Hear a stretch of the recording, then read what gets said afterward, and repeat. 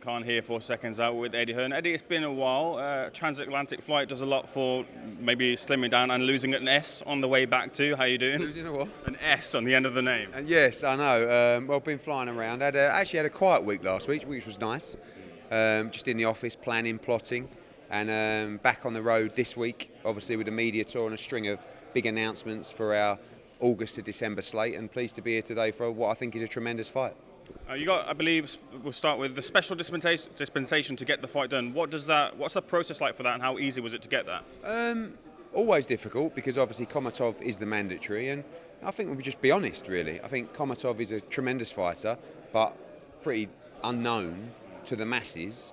And both guys wanted a big fight, particularly Lee Wood after beating Maurizio Lara. This is the fight that he won. We wrote to the WBA. Obviously, he just won the title, which changes things a little bit. And not normally you would be allowed a voluntary defence. We applied for that for a special exemption. It was reviewed. I don't believe it was challenged by the Komatov side, which obviously helped. And the WBA allowed it, with the winner having to fight Komatov within 90 days after this fight. Let's jump straight into the fight. In your eyes, who's the favourite? It's a good question, and I'm not sure. I actually think Josh Warrington is hugely underrated as a fighter and in terms of what he's achieved. I mean, if you go back to his last defeat against Lopez, I thought he could have edged that fight, particularly being in Leeds, being the champion, and he had a horrible opening 6 rounds of the fight, came through it, and Lopez is, we've seen, tremendous fighter. Lee Wood, great performance last time out against Lara. I think boxing's one of those sports, isn't it, where fans particularly can pick holes in anything you want. It's even like Terence Crawford against Errol Spence. Was Errol Spence, is it this car crash? Was it this? Or was Crawford just brilliant? Do you know what I mean? I mean, who knows? But I think it's a 50-50 fight, I really do. I think Lee Wood will have the confidence as the champion, but Josh Warrington is so motivated, just so relentless. It's going to be 11,000 in Sheffield Arena, split down the middle, half Lee Wood, half Josh Warrington. The atmosphere is going to be unbelievable. I think it's a great clash of styles. I think you have to put Lee Wood under pressure, but when you put Lee Wood under pressure, he's got tremendous punch power as well. So I think it's going to be a great fight. Rematch clause for this one?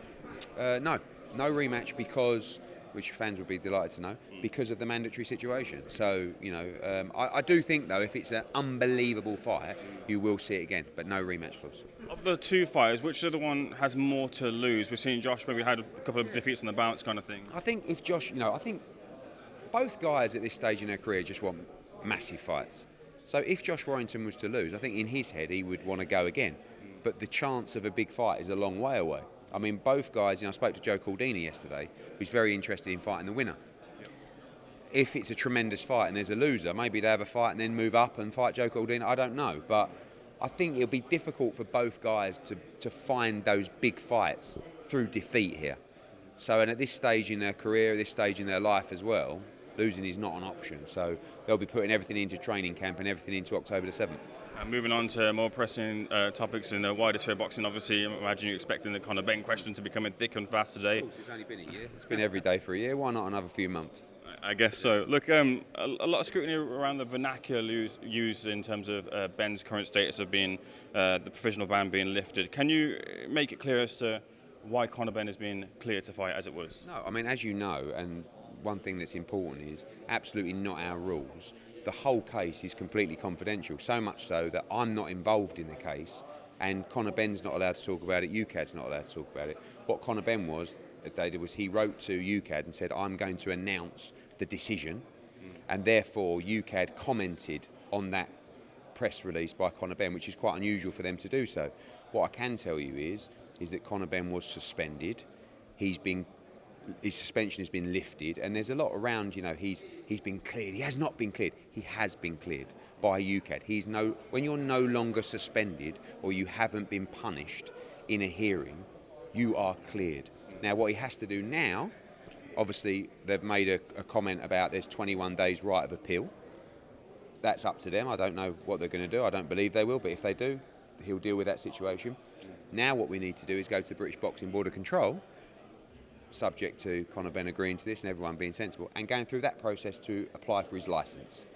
Now, historically and from a rules perspective, if a fighter is not suspended and not charged or banned or whatever it is from UKAD, it opens the door for him, of course, to then be licensed by the British Boxing Board of Control. So that is the process I would like to undertake now.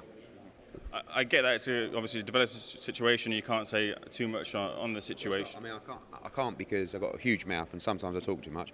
But as everybody keeps saying in all these statements, it's a confidential process between those parties. Therefore, a lot of it I don't actually know, other than his suspension has been lifted and he has been cleared of any suspension moving forward, and now you go through the process of applying for the licence. There seems to be a feeling that maybe it was to do with jurisdiction, but you've cleared up that it wasn't. What is the situation? I've made comments before on that, which you can go back to, but ultimately, I can't comment on the case because one, I don't know enough about it, and two, there's a whole host of things that were considered during that process. There's been a lot of talk about the new evidence that's appeared. Again, not going to go too deeply into that, but CONOR BENN went through the WBC and VADA, was cleared effectively by being reinstated in the rankings and wasn't punished. And then everybody said, no, he must go through UKAD and the British Boxing Board of Control. He's done that, and now his suspension's been lifted. Do you expect an appeal?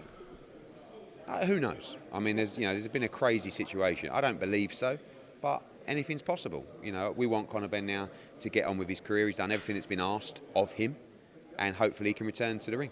Would he box pre or during an appeal process?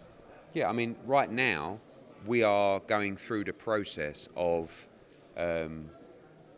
speaking to or about to apply to the British Boxing Board of Control for a licence. But obviously, until that time passes, you can imagine what's going on at the moment. I mean, you know how boxing works.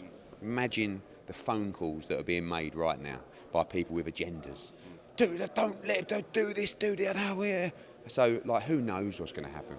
But to be fair, we've had a year of it, so we're ready for anything. Do you know what I mean? So, but I just, I keep going on. I know people will never be happy in this situation, but he's done everything that's been asked of him, and he's not been punished. He's been cleared effectively. He's been cleared of any wrongdoing by the WBC. His suspension's been lifted by UKAD. So hopefully we can go through that process now. But it's a funny old game. Applying for getting his licence or applying for a licence, you expect that to be a formality? Well, he doesn't have to. I mean, there are certain fighters in the UK who have failed drugs tests, who then went on and got a licence in another jurisdiction, and then you have to just get permission to box from the British Boxing Board of Control, which is very different.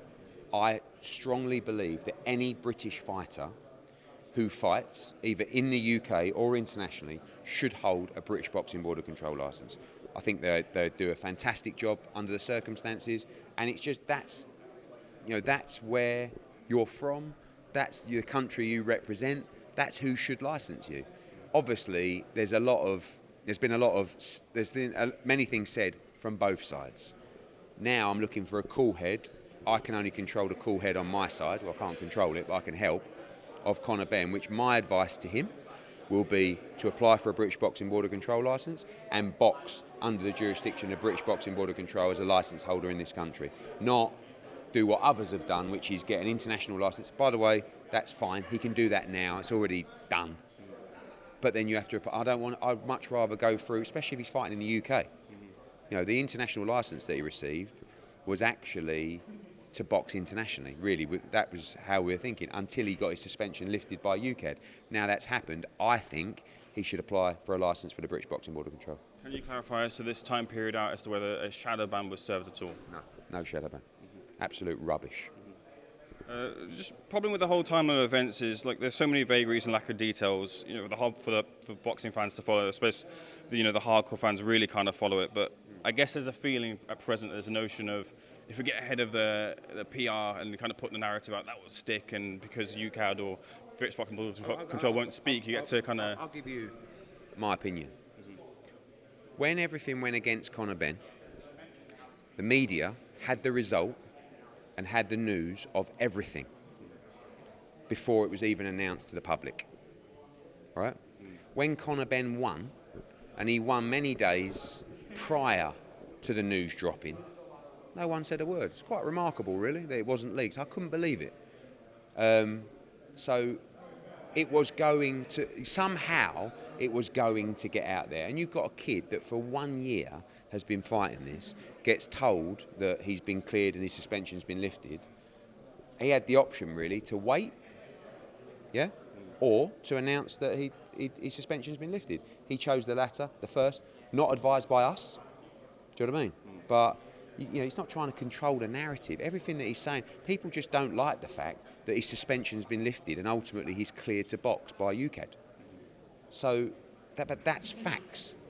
But people just don't like it. So he's not. There's no narrative being controlled, and I'm sure he'll ruffle some feathers, and I'm sure people will tell people to do certain things now and make sure you do this because that's the sport we're in. But what you cannot deny is that Conor Benn has gone through every process that has been asked of him, and now he's ready to fight. I suppose the crux of the argument is, will something be presented so that the boxing public are satisfied that he's been cleared? I mean, we're in a court of law. You don't necessarily get to be presented with evidence of every case. If Conor Benn is allowed, under the rules, to give that information, I don't think he will have a problem doing it at all. I think he'd like to, because I think a lot of this new science that's come out will help, whether it's UKAD or VADA or wherever it's going to be, to actually understand different things about testing. But it's not. You do understand that Conor Benn hasn't put a confidentiality on this. That's another thing that people, he's not allowed to under the rules. If he does, he breaches, ultimately, the hearing. So he's not going to be an idiot, but he would love to share that with you. Surely the parties can come together and agree to waive confidentiality and the public can get that? Maybe not. All I know is he's gone through every process and his suspension's been lifted. I mean, people dig, it's even like, I know you've got a job to do for your Twitter warriors, but at the end of the day, I don't know what else to say to you. Like, I say, people who watch this interview, I'm just telling you as it's straight. It's a confidential hearing under UKAD rules. He was suspended. He's no longer suspended. He's cleared to box. This is after going through the WBC situation where he was cleared of any wrongdoing and reinstated in the rankings. All my point is here is, like, there's still a hill to climb, I guess, for the boxing public to accept Conor Benn being cleared without a proper reason given. Don't accept it then. It's fine. People are never going to accept it. Because you see it in every case. When people are proved innocent, people always have their opinions. So all I'm saying to the British public, who, not the public, the hardcore fight fans that want to know, they've got a right to know, apparently, is he's gone through every process, cleared, ready to fight. So, and really at this point, you make your own opinions. If you don't respect that process that you asked for, you as well probably, and everybody, I did as well, I said to him, I think you have to go through this British Boxing Board of Control process. And he did it. I don't know what else to say. What did you take from the British Boxing Board of Control statement yesterday? Well, they'll consider their position. I think there's a standard wording when they're unsure what they're going to do. If they appeal, they appeal, and then we go again, I guess, and whatever. But I think at this stage, having already gone through the process with the people who conducted the test, I thought that might be enough for the British Boxing Board of Control. It wasn't. He's done it this way. I think it's time to draw a line, understand, and move on. But, as I said, it's a funny old game with a lot of agendas, not necessarily from the British Boxing Board of Control, but from certain people that would love to see Conor Benn never fight again. Final thing on this, what are the 7 charges brought by the British Boxing Board of Control against Conor Benn? I've absolutely no idea, not even heard that. But I know the financial penalty that ultimately resulted in him not applying for his licence had nothing to do with the actual results of the test. On to a couple of lighter things, and I'll let you go. Crawford's performance, scintillating, billed as a 50-50, wasn't in the ring. Yeah, I mean, again, everyone over-analyses things sometimes. Was Errol Spence on the slide? Does he need to move up to 54? Did the car crash take its toll? But ultimately, was it just a brilliance of Terence Crawford? I thought he'd win the fight by stoppage, but I didn't expect him to win basically every round and dominate him like he did. Tremendous fighter, tremendous event, great for the sport, and looking forward to using that, even though it wasn't our show, as momentum for the back end of the year. You'd like him to move up to 154? I just think challenges. Who else is he going to fight at 47? The Boots fight's a great fight. I don't know if he'll take that fight or Boots will take that fight yet, but I'd love to see him move up to 54 and fight Charlo, but I don't see Charlo fighting him either. Predictions I need from you. Jake Paul versus Nate Diaz. Feel Jake Paul comes through this one? I said the other day, the double that you need to get your money on is Terence Crawford by stoppage and Jake Paul by stoppage. I think it was 5-1, 6-1, the double. First one banked, second one pending. Unfortunately, I didn't bet on either. KSI versus Tommy Fury. Good fight. I mean, I've got some people didn't like the other day that I said we've got to boot influencer boxing as far away from boxing as possible. Not get rid of it, just disassociate ourselves. Well, distance is a better word to say that's entertainment.